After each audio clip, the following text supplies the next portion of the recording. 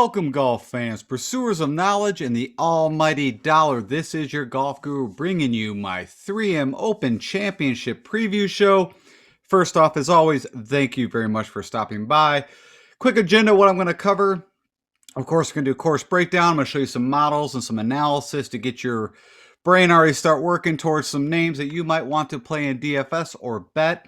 And on that note, I'm actually adding a new kind of piece of information at the end of this. I'm going to give you my early bird bets because typically what happens is as the tournament or the days get closer to the tournament, odds keep dropping and you want to get in your bets early. So I wanted to give you some of my right off the gate without even doing a ton of research who I like from a betting perspective.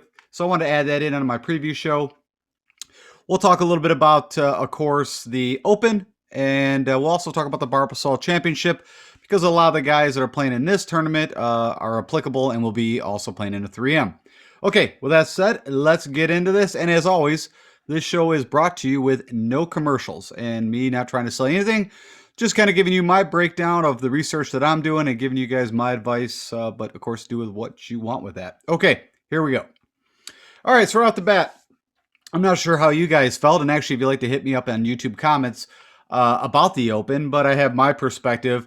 You know, when I watch the Open, I'm always kind of looking for that, not carnage, but that difficult, weather round and watch who can actually prevail in those conditions. And honestly, I'm not saying it was a bad tournament. I just kind of felt like that was missing. It felt like another sunny day PGA tournament, when you have like a par 70, 7,100 yards, whatever.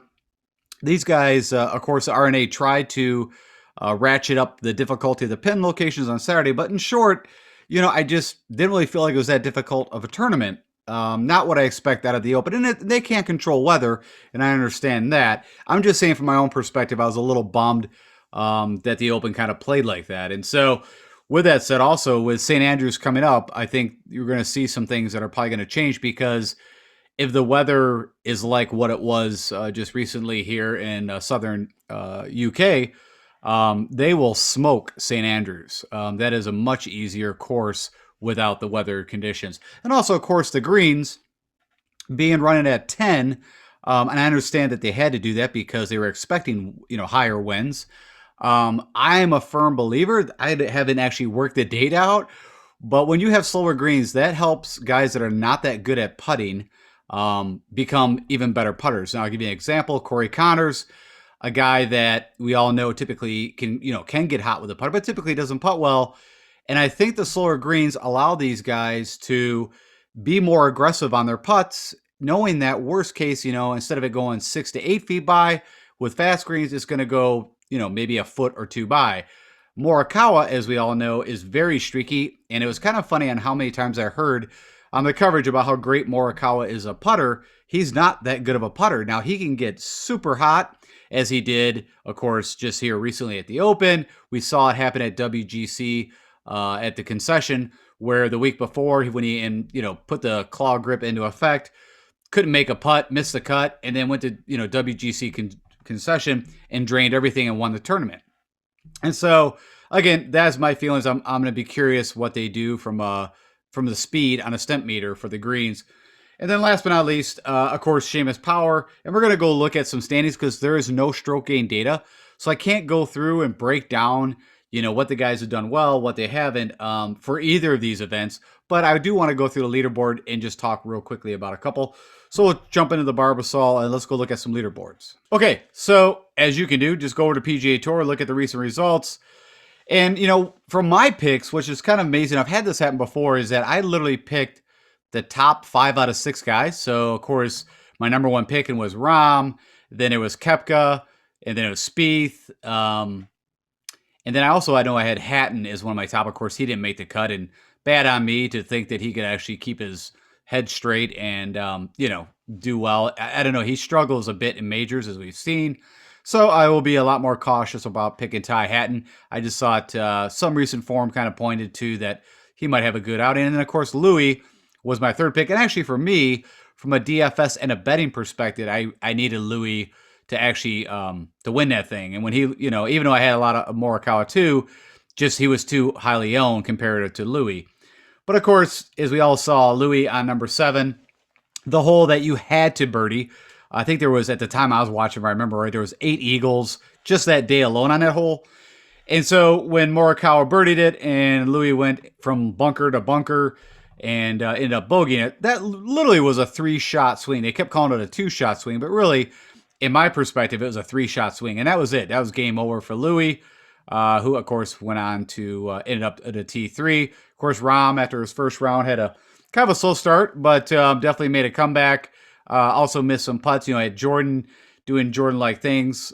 He also was, pretty hot. I know he had, I think it was on Saturday where he missed that 2-3 footer and bogeyed the hole. But other than that, I mean, he putted outstanding. Again, I don't have the stats, but just from everything that my eyeballs. And I watched a lot of the tournament from Thursday to kind of Saturday. Sunday was kind of sparingly, and of course watched some of the replay.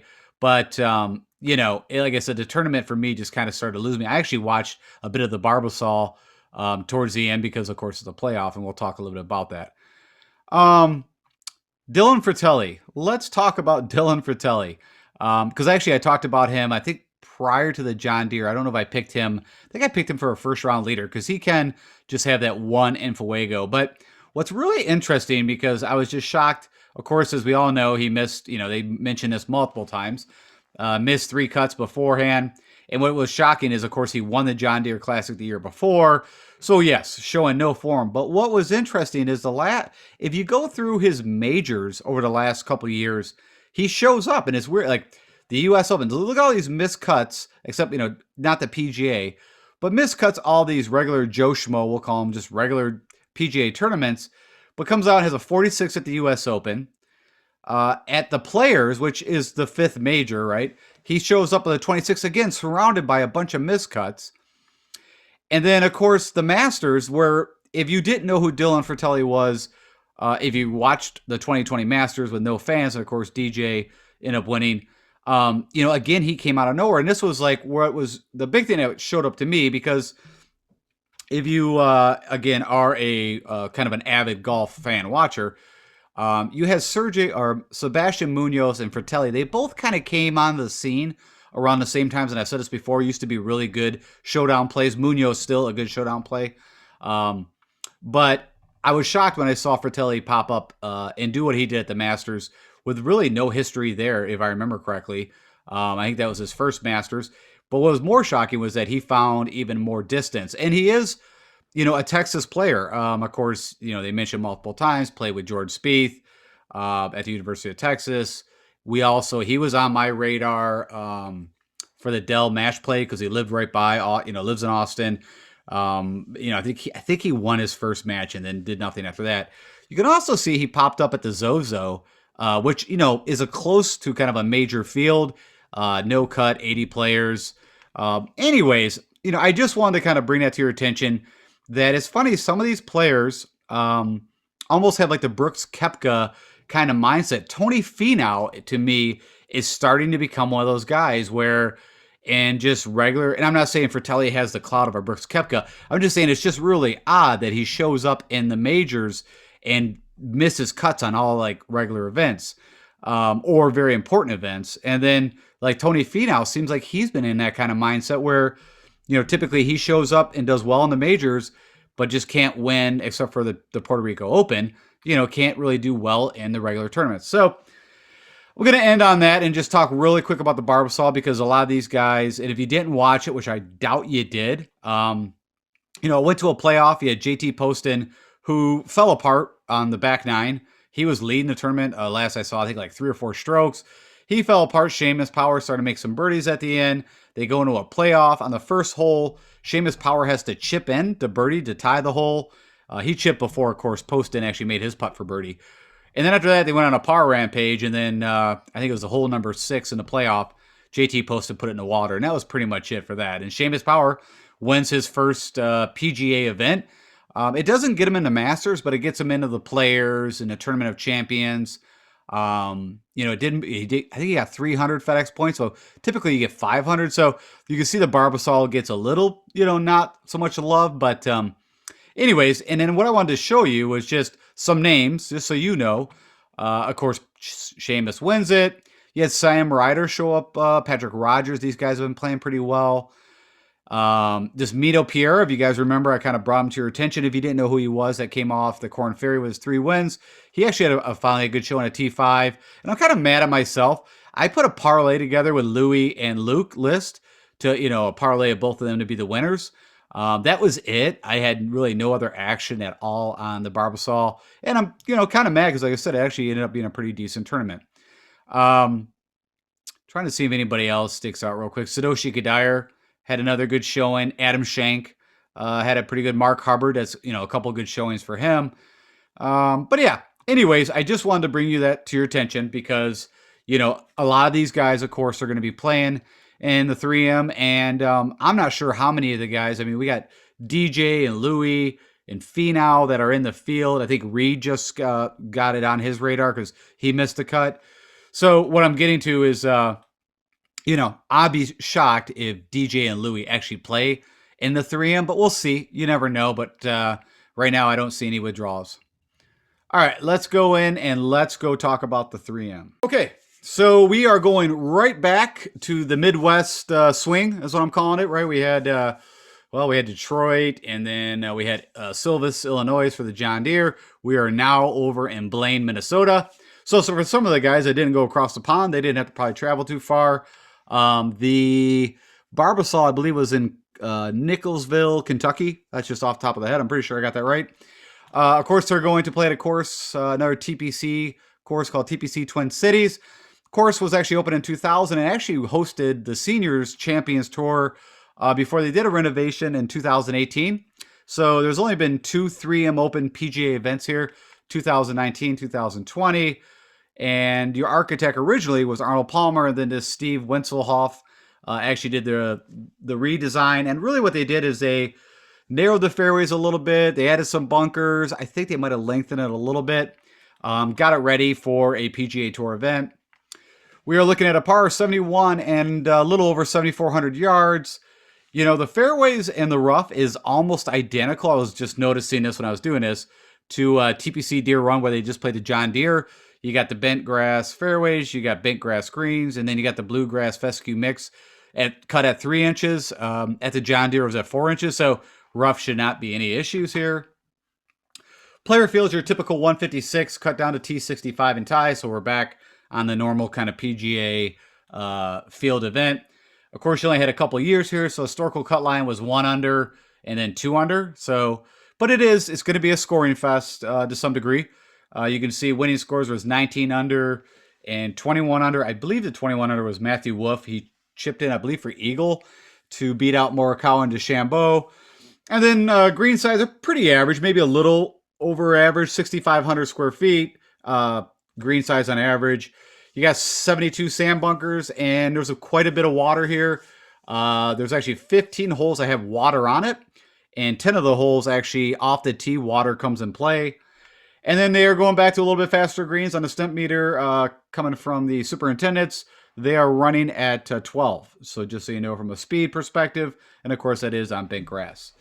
The one thing I guess that, I think these 2 notes were kind of the most things that I was prominent that I think you guys should know is that if you look at the past 2 winners and also guys that have finished up there, long shots are very prevalent. So for this tournament, for me, because I went pretty heavy on the Open and I ended up kind of around even after all said and done, I'm probably going to take a little lighter on the DFS side and I'm going to go heavier on the betting side.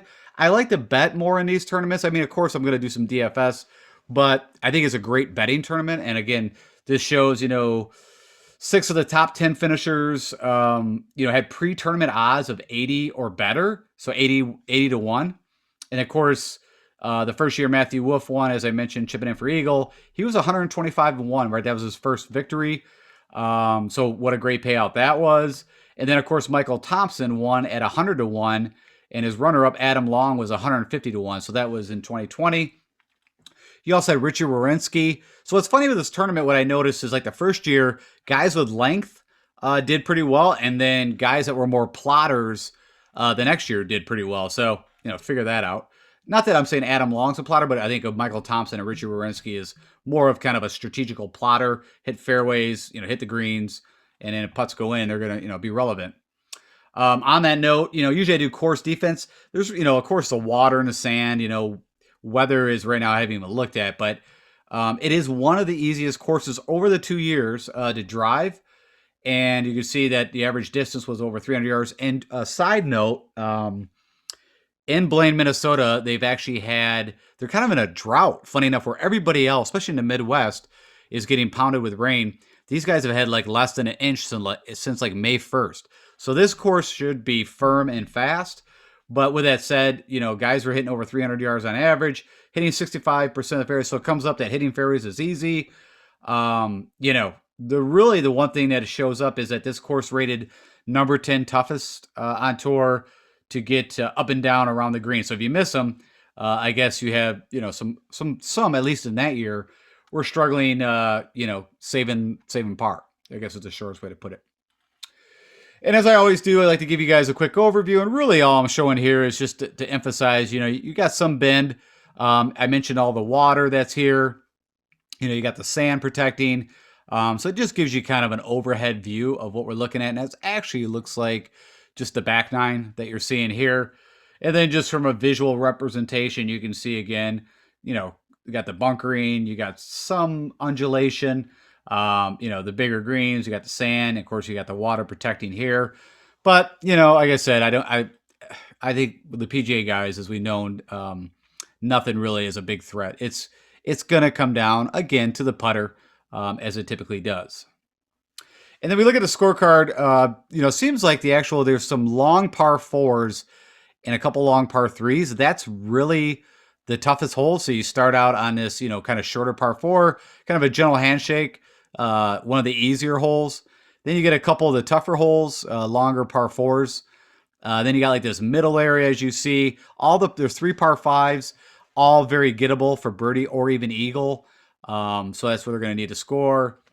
Again, another long par four. So what I noticed, and we'll get in this when I get into the stroke gain analysis, is that, funny enough, the longer shots in for guys that have done well here is very prevalent. And then you kind of end, so it kind of bookshelves, or with a kind of an easy opener and an easy end. And this is the hole, of course, that I mentioned, that hole number 18, the par 5, where it was looking like it was going to go to a playoff, and then Matthew Wolff actually chipped in for an eagle. And then, there's only 2 years of past course conditions, and really nothing to point out here. I just want to confirm with you guys. You can see that scoring relative to par is easy or average. Hitting fairways, except for this day, which would make me think, even though it doesn't say, I don't have wind conditions, that this one day must have been a little windy, because other than that, hitting fairways has always been easy or average. And then you can see in 2019, it was calm every day. Now, again, I don't have the wind. But it's really not, what is that going to tell us, except the guess is, of course, hitting the fairways one time was difficult, and that had to just be due to the wind. So also, as I always do, I break you guys down on how do you win this 3M Open, and then I kind of skill set like the guys that we're looking for from a stroke gain analysis. So the number one thing that seems very prevalent here over the 2 years of history data that we have is all about the approach. You got to be a good ball striker. And when I think of ball striking, I'm always more thinking about the guys that can hit the longer approach shots. Again, I told you it's going to be a lot of scoring. It's going to be needed. So birdie or better opportunities gained. I'm putting number 3, and then, of course, converting those opportunities. The driving distance, this might change. I'm kind of still in between. Do I want guys with just hitting good drives that hit fairways and the fringe and, get on within 2? Right now, I'm going to keep driving distance and the larger model. Around the green, as I mentioned, shows up as one of the tougher things around here. So getting up and down, if for some odd reason you do miss these greens. Of course, putting is always prevalent, but it's, sometimes I work from the green back to the tee. I'm kind of working more almost from the middle, from the fairway to the green, and then, not so concerned about off the tee.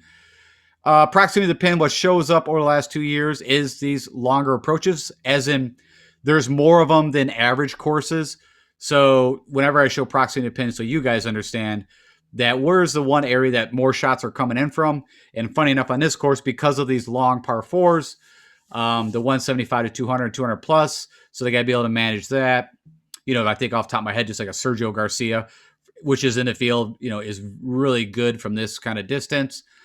And then long par fours, as I mentioned. So I'm going to look at gaining strokes on the 450 to 500 yard par fours. And then last but not least, also gaining strokes on, par fives, because like I said, they're going to need to, there's other holes they can score on, but as always usual, make your hay on the par fives. And actually, this picture over here, funny enough, that's when he looks, I think this was 18 when he made the eagle. Okay, so as I always do, there's only been 2 past winners here. Of course, 2019 was Matthew Wolff. And if you look, the one thing that shows up is approach. That was common. You could see where Michael Thompson, really didn't lose or really gain. He was kind of average just off the tee, which that's him. But both on approach were gaining, almost 10 strokes here, almost 7.5 here. They're around the green. You can see where he gained 1.7 and he lost 1, but then he made it up with the putter. Where you can see Matthew Wolff really didn't have to do a whole lot with the putter. So that means, he was sticking, as Matthew Wolff can do, and he's really good with a long iron approach too, sticking within, 3-4 feet and just draining those. Where, it looks like Michael Thompson, if I remember, and I did watch this tournament, it was a while ago, but I do remember watching it, actually, had to make a few more putts. And then, as I always do, also recent form. So what you're looking at here is the past 12 rounds, no filters, and using my large model that I just went through with you guys. Approach, ball striking, around the green, and putting is, weighted the heaviest. Right now, driving distance is plugged in there. I said that could change. I haven't really come to a final decision on that. Scoring on par fives and, birdies is set to 10%. They're going to have to need to make a lot of birdies. Got to get those eagles. The birdie are better. So this is the opportunities gain. Doesn't mean they actually convert them, but usually they, as you see, very similar. If they have the opportunity, did they gain it or not? You can kind of see their ranking. Then those larger, longer proximities into the hole. And then, of course, the longer par 4. You put all that in, click on my rank, and it spits out, funny enough, Louis Oosthuizen. So you got almost your past 2 winners here. Of course, Louis didn't win the Open, but came very close. Led it for 54 holes. But Seamus Power, who just, has been showing great form and just won at the Barbasol. DJ actually showed, the putter again with DJ kind of let him down, but actually not a bad showing at the Open, better than I actually thought. Luke List has been hot, and I'll talk a little bit about him on the betting. You got Hammer and Hank. I'm just trying to, and I actually added, so usually I give you the top 20 guys. I actually added 21 because Brandon Hagee shows up in a couple of these at 21, and he's been playing some good golf and has length. And I think that is going to, maybe be something that, again, I'm going to kind of lean to. Patrick Rogers had a good showing, as I showed you at the Barbasol. Of course, Reed had that miscut. Reed's game right now, it's not where it needs to be. And maybe that's why he is playing in this, probably from a couple of reasons, from FedEx ratings, maybe the Ryder Cup. I'm guessing is why he said, yeah, you know what? I do want to play in the 3M. I just missed a cut at the Open. And then Adam Schenk has been showing well. Then Brandon Grace, we were talking about picks, and I didn't go through my picks in depth. I just said, really nice off top. But Brandon Grace kind of killed me. Was one of my guys that killed me. English made the cut. I had him as a pick, but didn't do really anything. I'm just going off the top of my head on any of the other guys that kind of let me down off top. Anyways, so then also we got 2 years at this course. So we do have some history. And so you're going to see some of these guys have, 8 rounds here. Some guys have 4, so either they just played once in this event. But if you see the guys with the 6, that means they've had missed cuts. Or even, I think I even saw 7, which, of course, that was back in the day before, they'd have the Saturday cuts. I forgot what the actual acronym is for that. It's like a MDF or something like that. But again, you see Wolff at top, Tony Finau. This is an event that, he could do very well at. And I think it's just mindset. And also, I got to figure out, for me personally, do I want to play guys that are literally traveling back over to the 3M as we speak? Probably. Little rest. Just had the stress of trying to win a major and then have to go to the 3M. I'm not sure on that yet. If I'm gonna kind of lean more to the guys that stayed here and played the Barbasol, or am I going to look to the guys that came? We'll see. Right now, in my head, I'm kind of leaning towards the guys with longer odds and didn't play in the Open, if you want to know my honest opinion. My buddy Patty Kazire is in this field again. Hank. Substraka shows up, but, it has not had that great a form. Dylan Fratelli. You got Cam Davis, who just won the Rocket Mortgage. Adam Hanwood, and that could be an interesting play. I have to look a little more into that. And then you can look, this is adding some filters. And I mentioned that 7 rounds. So that means somewhere you missed a cut at one. I believe what I put in was easy to hit fairways, easy relative to par. I believe I don't know if I put bent greens in because I might have, maybe I did. Yeah, I think I put bent greens in, but I didn't go by yardage. But anyways, it pulled up a bunch of TPC courses. It pulled up the Detroit Golf Club. So I'll get more into specifics about the actual comp courses I'm using on tomorrow's show on my picks. But for right now, I just put some filters on. And just so you can see, again, not a ton of data here. But the guys that are showing up here have done well on these type of kind of courses. And then the next thing, usually I'll put in bent putters, but I'm not, maybe I'll go over that at one point, but I'm not so concerned about guys on these greens having to be really good bent putters. I'm more concerned about who's been, making birdies over the last 12 rounds. So I wanted to show you guys that. Funny enough, Bubba Watson is in this field. Of course, he did not play in the Open. But he comes up number one over the last 12 rounds. Just who's making birdies. You got, of course, Hank Laboda. You got Kokrak, who did play and made the cut over at the Open. But, he's coming back. You got Seamus Power again coming up. You got Adam Schenk popping up again. You got Patrick Rogers popping up again. And then, I added one more here again because Brandon Hagee again popped up 21st on this. So I wanted to show that. And then again, Cameron Davis. And Brian Stewart actually was leading. I'm pretty sure about this to Barbasol either after Friday or Saturday. Just a total side note for you. Okay, and as I mentioned, I wanted to do this kind of early bird bets for you guys on my Monday shows because, of course, as not so much me right now, but when Pat Mayo or the other guys that maybe has a larger following start to give out their bets, of course, guys start hammering that, and then the odds start to fall for you guys.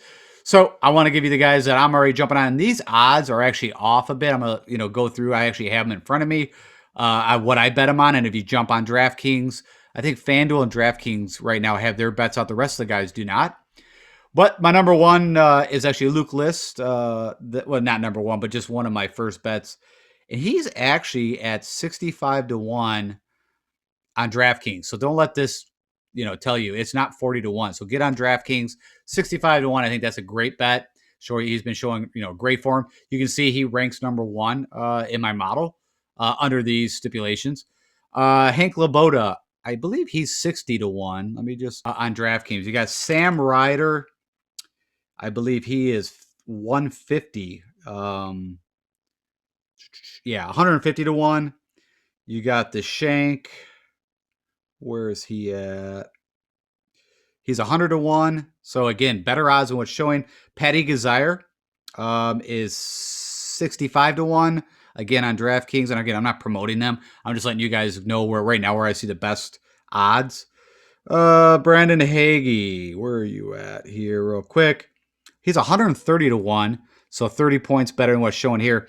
And then Cameron Champ. Of course, he had that recent good showing. I believe it was at the John Deere again. I apologize. Sometimes these tournaments run in my head, but I'm almost 100%, where he had like nothing. And all of a sudden the guy started to putt. He's 150-1. And I really liked him. This is a type of course where Cameron Champ has won like the Safeway, where he will show up and he's got the distance. And if he is maybe got somewhat confidence back with that putter, 151, I think that's a great bet. And then Micah Gellerman, just again, he was 400-1. He's shown some life. You can see he shows up ball striking approach, 1 and 3. So that's why I liked him. And then Zach Zucker, just purely just what I know. I know him. Just saw the name. He's 500-1. The guy can be lethal with his irons. That's about it. And good from the long approach. I know it's not showing up here recently, but in his past life. So just a total random flyer. You throw a couple bucks on it, and if somehow he showed up, I believe it was the Rocket Mortgage. It was one of those tournaments a year or two ago where he was leading for quite a while. And then Wyndham Clark, again, a guy who's got the length, and this type of course suits him.